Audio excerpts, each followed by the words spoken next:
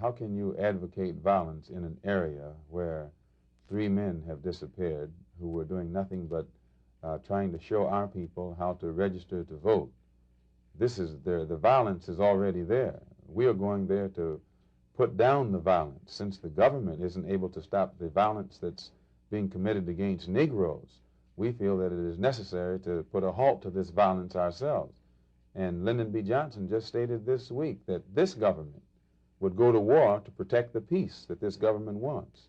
And we feel that our people have reached the point wherein we can see that we're going to have to go to war against the racists in this country and make war against them ourselves in order to preserve our own peace and in order to preserve our own lives and our own property. And this is not advocating any kind of violence.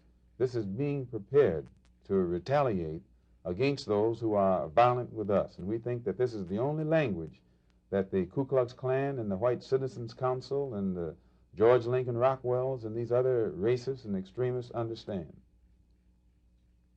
It's not advocating violence. Our people there are already the victims of violence and have been the victims of brutal violence on the part of the Klan. We're advocating self-defense units and self-defense units alone. Who would the victims of this guerrilla army be? Only the racists, only the people who are inflicting criminal assault upon the lives and the property of our people in that area. One of the things that they could do, they could see that the federal government had to intervene.